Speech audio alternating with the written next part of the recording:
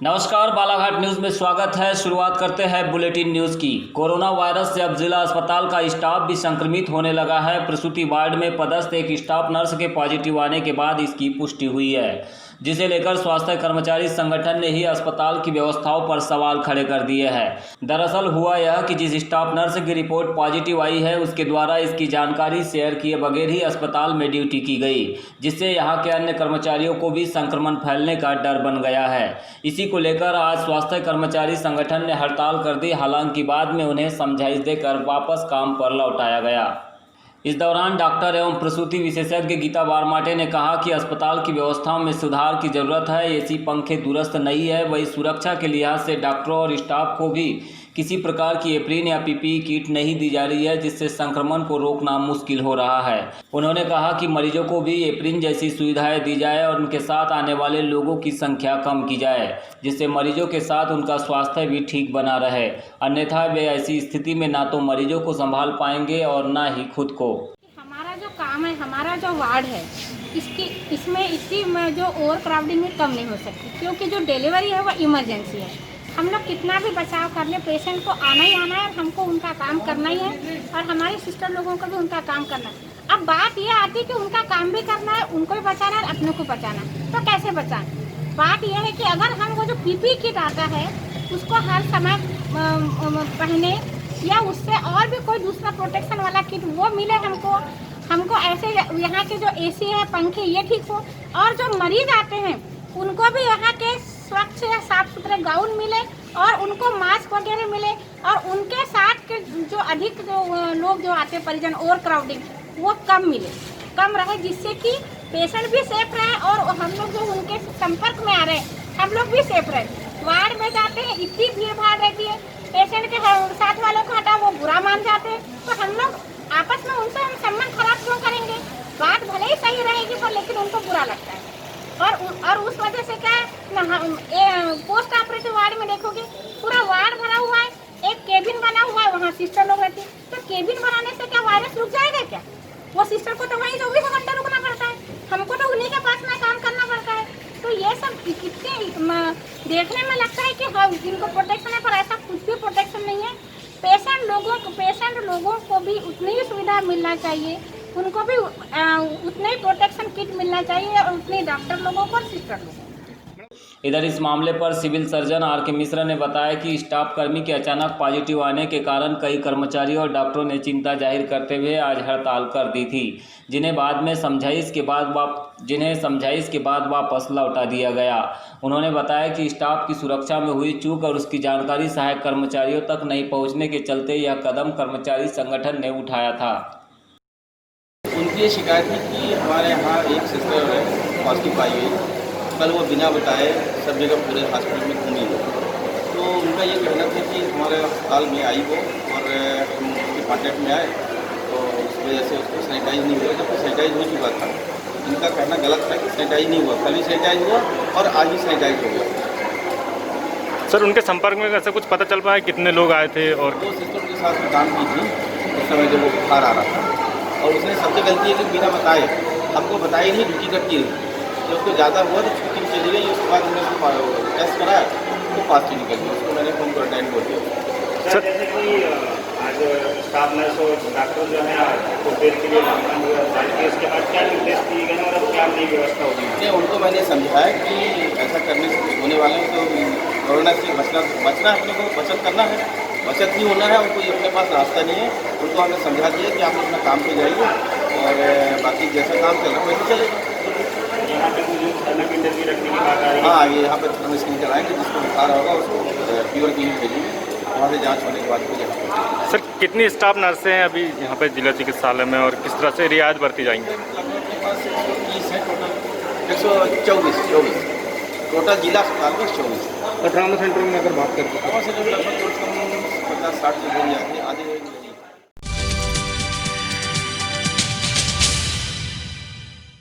जिले में रेत के अवैध कारोबार को लेकर लगातार ग्रामीणजनों की शिकायतें सामने आ रही है, लेकिन शासन प्रशासन में बैठे अधिकारियों के कानों में जू तक नहीं रेंग रही है।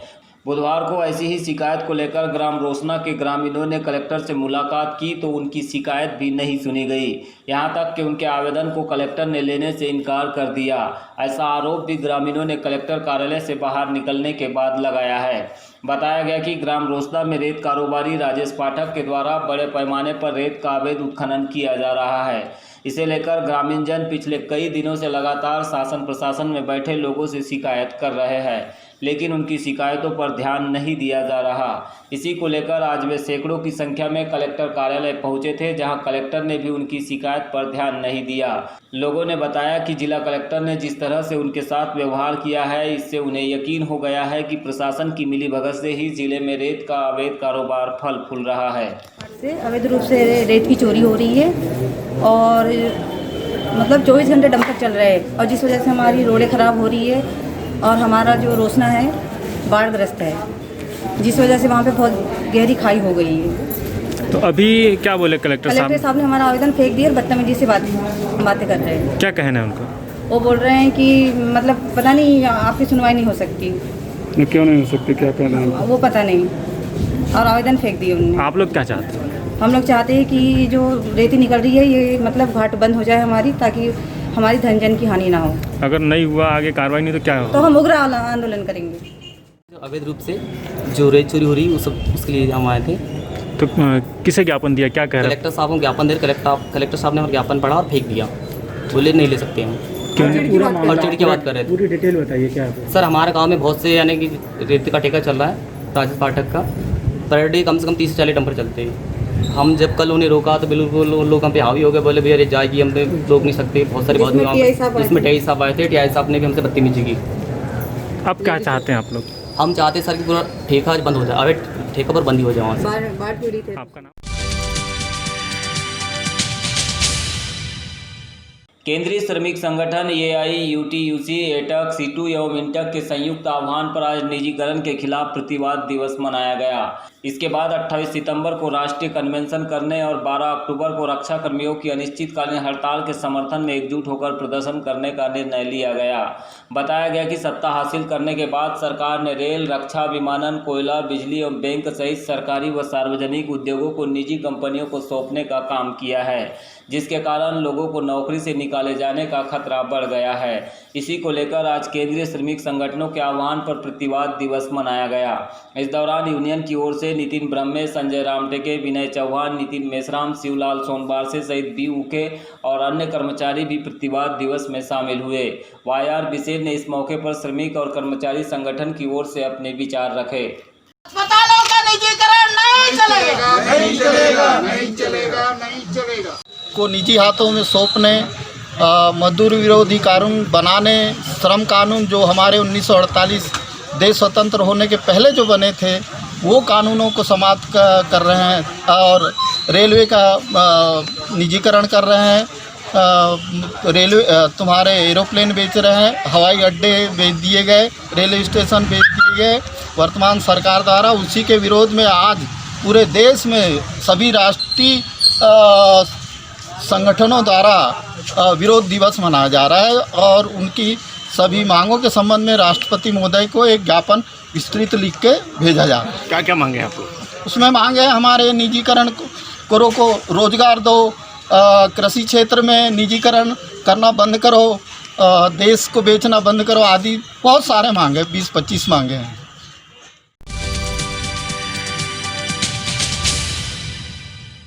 मध्य प्रदेश नगरपालिका अधिनियम के अंतर्गत नगरपालिका परिषद बालाघाट के अनुसूचित जाति महिला वार्डों के पुनः आरक्षण की कार्यवाही 24 सितंबर 2020 को की जाएगी।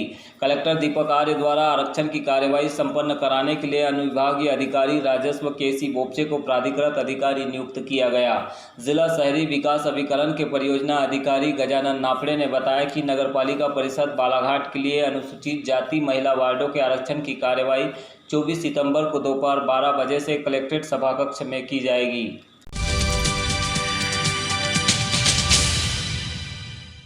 पुनी बटरमारा मार्ग पर वनगंगा नदी पर उच्च स्तरीय पुल निर्माण के लिए वारासिवनी तहसील के ग्राम पुनी एवं दिनेरा के 42 भूमि स्वामियों की 1.440 हेक्टेयर निजी भूमि का अर्जन किया जाना है। इसमें ग्राम पुनी के 29 एवं ग्राम दिनेरा के 13 भूमि स्वामी शामिल है। वारासिवनी तहसील के ग्राम पुनी एवं दिनेरा के जिन भूमि स्वामियों की भूमि का पुल निर्माण के लिए शासन के पक्ष में अर्जन किया जाना प्रस्तावित है, उनकी सूची वारासिवनी के तहसील कार्यालय में चस्पा की गई है। कलेक्टर दीपक आर्य ने ग्राम पंचायत पुनी एवं दिनेरा के सरपंचों को निर्देशित किया है कि वे भूमि अर्जन के लिए प्रस्तावित भूमि का रकबा एवं भूमि स्वामियों की सूची ग्राम पंचायत कार्यालय के सूचना पटल के साथ ही ग्राम के सार्वजनिक स्थान पर भी प्रकाशित कराए, जिससे प्रस्तावित भूमि स्वामी इस सूची का अवलोकन कर सके।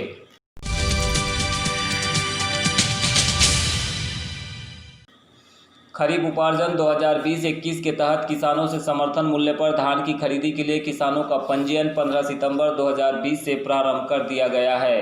किसान 15 अक्टूबर 2020 तक अपने नज़दीकी पंजीयन केंद्र में पहुंचकर पंजीयन करा सकते हैं। भूस्वामी एमपी किसान ऐप, कॉमन सर्विस सेंटर, लोक सेवा केंद्र, ई उपार्जन पंजीयन ऐप एवं समिति स्तर पर स्थापित केंद्र पर पंजीयन करा सकते हैं। वही सिकमीदार और वनाधिकार पट्टाधिकारी समिति स्तर पर स्थापित केंद्र में पंजीयन करा सकेंगे। जिला आपूर्ति अधिकारी एस चौधरी ने बताया कि बालाघाट जिले में किसानों के पंजीयन के लिए सहकारी समिति स्तर पर 167 पंजीयन केंद्र बनाए गए हैं।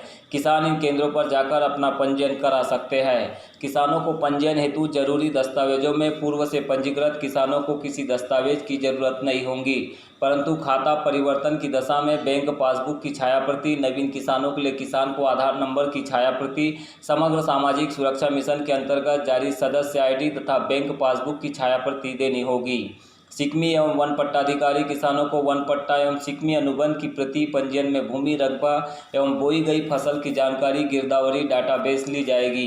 पूर्व पंजीकृत किसान का विवरण, बैंक खाता एवं मोबाइल नंबर की जानकारी विगत वर्ष के पंजीयन डाटा से ली जाएगी। किसान को बैंक खाता एवं मोबाइल नंबर OTP आधारित संशोधन की सुविधा है। इसमें किसी भी प्रकार की शिकायत व समस्या होने पर CM हेल्पलाइन 181 पर संपर्क कर सकेंगे। समर्थन मूल्य पर प्रति क्विंटल धान कॉमन 1868 रुपये प्रति क्विंटल की दर से खरीदी जाएगी।